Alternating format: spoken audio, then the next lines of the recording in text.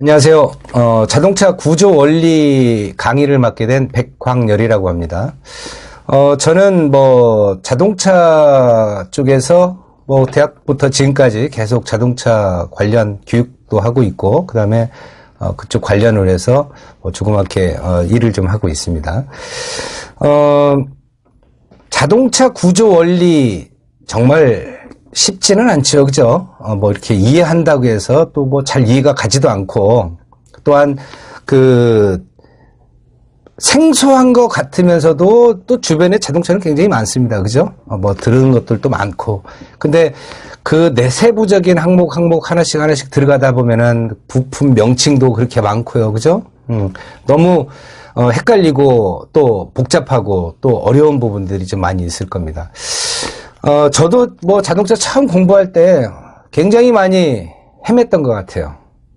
근데 이제 이렇게 한 20여 년가량 이렇게 자동차 쪽을 공부하다 보니까 그렇다고 해서 지금 다 아느냐, 그건 아닙니다. 자동차가 굉장히 끊임없이 진화를 이렇게 하고 있지 않습니까? 근데 그것을 다 어떻게 섭렵할 수 있다라고 하는 것은 굉장히 어불성설인 것 같고, 그나마 여러분들이 제가 어렵게 공부했던 내용을 여러분들한테 좀 더 쉽게 전달할 수 있고, 이런 부분들은 이렇게 좀 전달하면 좋지 않을까라고 하는 그런 부분들이 좀 많이 있었고, 좀 더 접근성 있게, 좀 더 친밀하게 이렇게 다가가기 위해서 노력하도록 하겠습니다. 우리 운전직 공무원 시험에 자동차 구조학이라고 하는 과목이 거의 필수로 이렇게 들어가 있죠. 그러다 보니까, 힘들어도 또 어렵고 복잡하고 또 때로는 포기하고 싶고 하더라도 이거 하나 포기할 수 있는 상황은 아닌 것 같습니다. 공부하는 방법이 있다라고 하면은요, 제가 이런 카페라든가 아니면 블로그 아니면 지식인 이런 데 들어가서 자동차 구조학 어떻게 공부해야 됩니까? 라고 하는 글들을 많이 읽어보니까 한결같아요, 다들. 열심히 2번, 3번 반복하는 수밖에 없지 않냐라고 하는 게 제 기본 생각인데, 그런 내용들을 많이 이렇게 올려주셨더라고요. 그래서 방법이라고 하면은 열심히 하는 수밖에 없겠죠.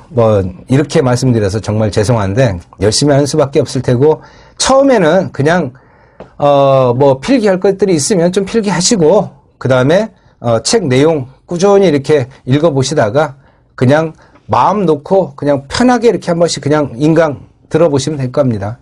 그러다가 2번째 한 번 더 들어버리면 이게 조금 어느 정도 감이 오기 시작합니다. 그래서 2번, 많게는 3번까지는 아마 반복을 하셔야 되는 것이, 그렇다고 해서 이거 자동차 구조 원리만 있는 과목은 아니잖아요. 도로교통법도 있고, 또는 한국사도 있을 테고 할 텐데, 이 자동차 구조만 맨날 그렇게 들으면 어떻게 합니까? 라고 얘기할 수도 있겠지만은, 단기간 내에 할 수 있는 부분은 아닙니다. 보통 한 6개월 정도 이렇게 준비를 하셔야 되는데, 시간이 없다, 시간적인 여유가 없다라고 해서 그냥, 수박 거달기식으로 한다라고 하면은, 좋은 결과가 얻기는 좀 어렵지 않을까 하는 그런 생각이 먼저 듭니다. 그래서, 제가 여러분들한테 꼭 해드리고 싶은 말씀 중에 하나는, 여러 번, 2번이고 3번이고 반복 수업을 하는 것이 가장 좋겠다. 그리고 문제는 풀어보지 마십시오. 문제를 왜 풀어봅니까? 뭔가 알고서 풀어봐야 되는 거죠.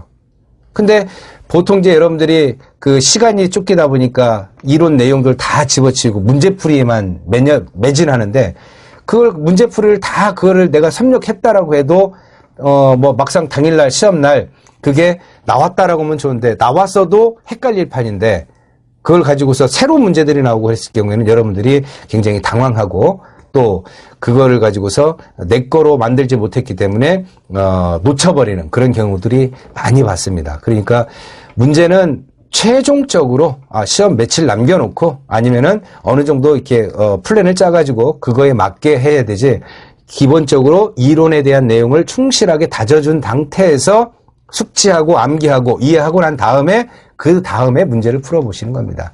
그리고 내가 명확하게 알고 있는 문제다라고 하면은 2번 다시 볼 필요는 없겠죠. 그러나 내가 틀렸다, 아니면 찍어서 맞췄다라고 하는 것들이 있다라고 하면 그거는 체크했다가 향후에 다시 한 번 더 복습하는 방법으로 이렇게 진행하는 것이 가장 현명한 방법이지 않겠느냐.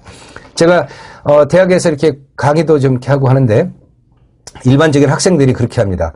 자격증 시험을 보러 간다. 그러면은 뭐 시간이 얼마 없으니까요. 그렇죠? 막 촉박하게 문제집 꺼내다가 문제집만 갖고서나 거기다 막 이렇게 체크해 가면서 문제답 외우는 식으로 하고 가면 그 다음에 필기시험 합격자 발표나면은 이름이 없죠. 분명하게 문제답으로 공부하는 방법은 그렇게 좋은 방법은 아닌 것 같습니다.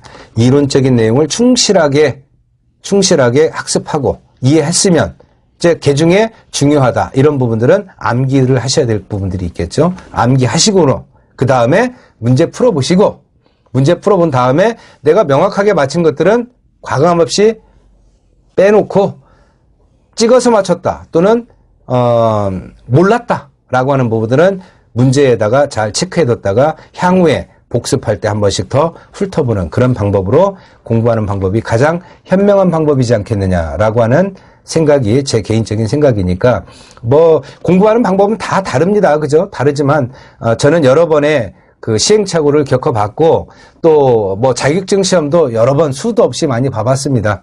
또 주변 학생들이나 주변의 어떤 그런 분들을 많이 지켜보아온 결과로 보면은 그런 것이 가장 현명하지 않겠느냐라고 예상을 합니다. 그래서 어렵게만 생각하지 마시고 여러 번 강의를 들으시면 이제 어느 정도 감이 오실 거니까 그런 내용으로 쭉 진행을 하도록 하겠습니다.